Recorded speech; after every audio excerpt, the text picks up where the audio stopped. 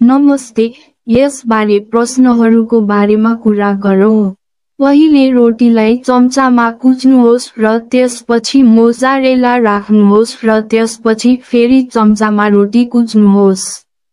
अनि केचप, मोजारेला र पिज्जाका भागहरू राख्नुहोस् र त्यसपछि यो र त्यसपछि 2वटा हरियो खुर्सानी राख्नुहोस्।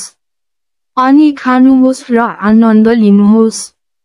नमस्ते, यसबारे प्रश्नहरूको बारेमा कुरा गरौँ। पहिले रोटीलाई चम्चामा कुच्नुहोस् र त्यसपछि मोजारेला राख्नुहोस् र त्यसपछि फेरि चम्चामा रोटी कुच्नुहोस्। अनि केचप, मोजारेला र पिज्जाका भागहरू राख्नुहोस् र त्यसपछि यो र त्यसपछि 2वटा हरियो खुर्सानी राख्नुहोस्। अनि खानुहोस् र आनन्द लिनुहोस्।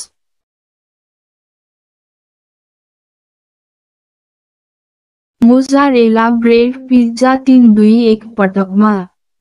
Mozzarella bread pizza 3-2-1 पटकमा।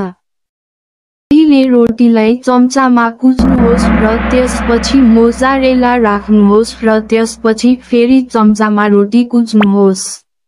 अनि केचप, मोजारेला र पिज्जाका भागहरू राख्नुहोस् र त्यसपछि यो र त्यसपछि 2वटा हरियो खुर्सानी राख्नुहोस्। अनि खानुहोस् र आनन्द लिनुहोस्। पहिले रोटीलाई चम्चामा कुच्नुहोस् र त्यसपछि मोजारेला राख्नुहोस् र त्यसपछि फेरि चम्चामा रोटी कुच्नुहोस्। अनि केचप, मोजारेला र पिज्जाका भागहरू राख्नुहोस् र त्यसपछि यो र त्यसपछि 2वटा हरियो खुर्सानी राख्नुहोस्। अनि खानुहोस् र आनन्द लिनुहोस्।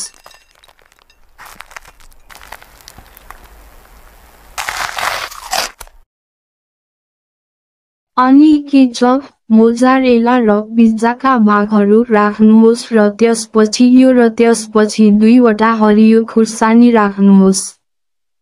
पहिले रोटीलाई चम्चामा कुच्नुहोस् र त्यसपछि मोजारेला राख्नुहोस् र त्यसपछि फेरि चम्चामा रोटी कुच्नुहोस्।